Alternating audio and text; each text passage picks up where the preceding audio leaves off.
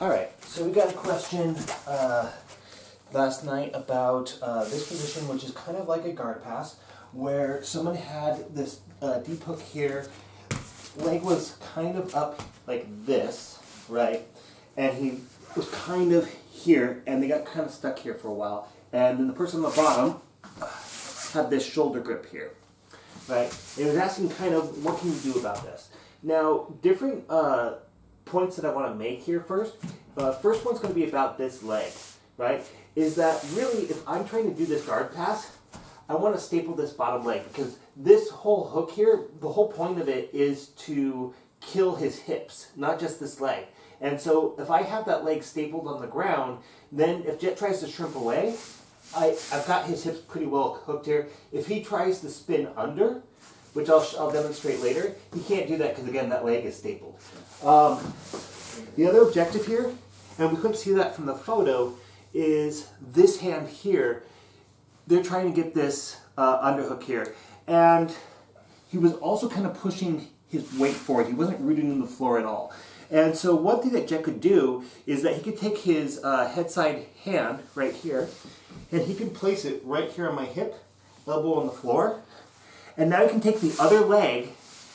Oh, you can do that too, but Jet can actually use this as a brace. Now Jet's going to try and use his heel and reverse shrimp in and try to get himself as far under my body as possible, especially if I'm projecting myself forward, and then roll me over his body.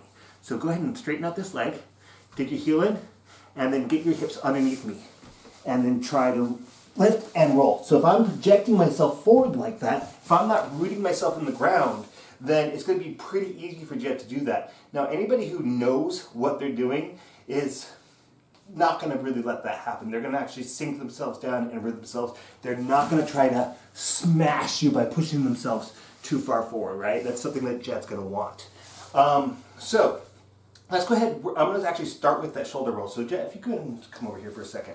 Now, when I talk about a shoulder roll, you know, if you're on your side like this, right? What I'm talking about is getting up and getting here, right? So putting my body all the way on my shoulders here, right? No weight is on my neck, and I get up here like this.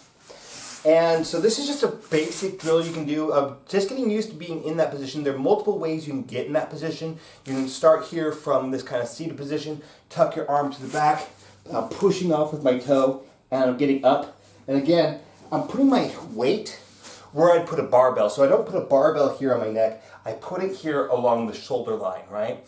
The other way that you can get into this is going to be exactly the same thing, is from this bottom four-quarter position, tuck under, roll around. And that's just a good drill for people to kind of just do and get used to, right? So if I'm on the bottom here, and Jet underhooks this leg, right?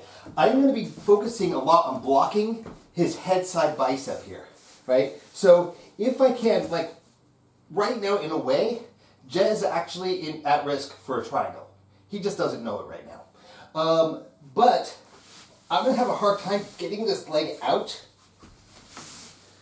and sinking that triangle. So I need to get this leg to the other side.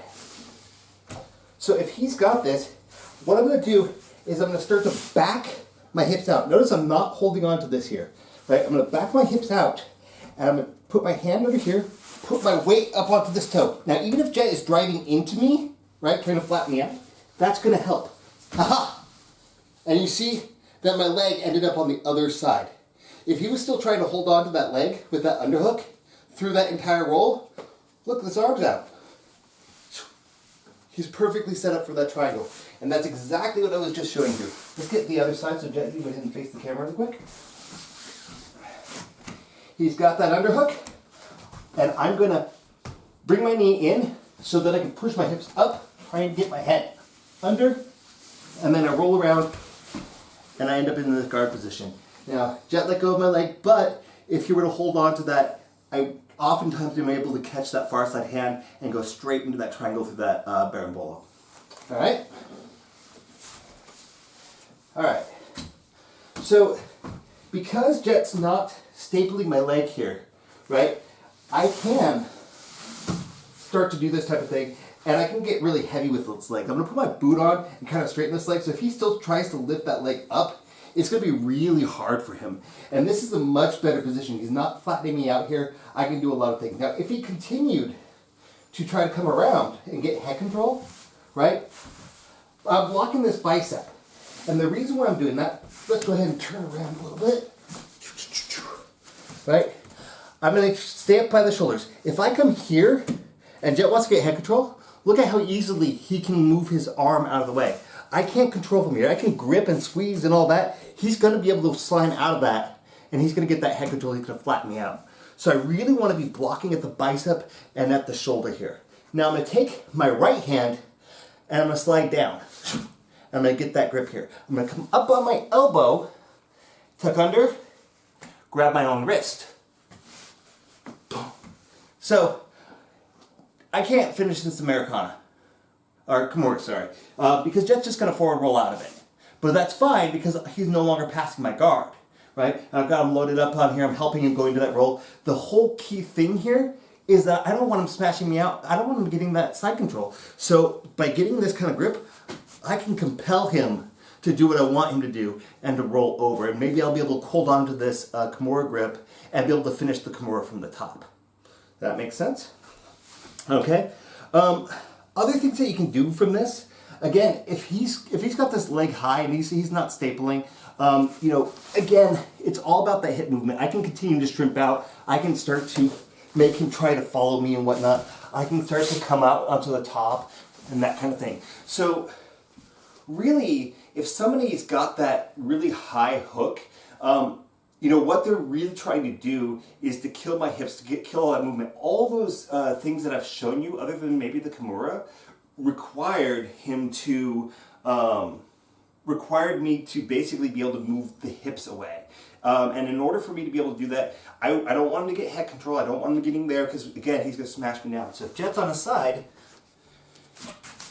right, and I've got this high hook, if I can get this head control, I'm going to smash, I'm going to root down. Now, Jet's flat. Notice that my weight is on my side, right? I'm not projecting it over, right? But I'm keeping my weight over here. Jet's pretty screwed right now, right? He could try to triangle my arm there, right? So that I can't pull it out because I got that hook. Usually, I don't even have to worry about that. I'm going to be able to get it out. Maybe I'll even, you know, if he's really trying to hold on to this arm, pinching it, squeezing it, going across your ankles or whatever, to hold on to that arm, right? I can put my knee up on his belly. It's going to be a very hard grip for him to hold on to. So, really, what I want to do is I want to sink my hips down if I can. I prefer to straighten out my head side leg, right, so that it's harder for him to get this knee between us and pull me back into the guard. But yeah, just really all my weight is on this side and then straight down, and I'm sinking down, and I've got the head control, and I'm controlling his hips. A lot of times at this point, I'm going to abandon this, right, because I can't attack if I keep hold of that leg grip. The other thing, Jack, go ahead and grab over my shoulder like he was. So get onto your side. Here's the other thing about this, right, he's grabbing over, go ahead and get in my armpit. Right? So he's got this kind of whizzer sort of situation here. The reason why I don't really like holding on to that, and I didn't cover that before, is this. I'm going to take my arm and I'm going to go ahead and cup by his tricep. I'm going to step over his head, swing around, and arm bar him. Right? I'll show that again. Right? So we're coming around. I've got this leg, he's overhooking on my shoulder here. Go ahead and try to get as deep as you can there. Like you're really trying to squeeze me to you. Again, I don't like usually grabbing somebody who's on top of me and holding them to me, right? Because it just puts me in trouble. So he's going to trap here. Now, Jack can't let go of this. If he tries to get his arm back, it's going to be rather hard. Slide the arm out, control the shoulder, step over the head, around, and now you've got the arm bar situation. So, you know, thank you guys for posting the question. These types of things, when they do come up, it means that it's going to be more personal for you when you actually learn about that position and the do's and don'ts about that. And I think it's going to be more meaningful for you. It also gives me something to kind of talk about and show you guys. So thank you for asking the question, and I'll see you guys next time.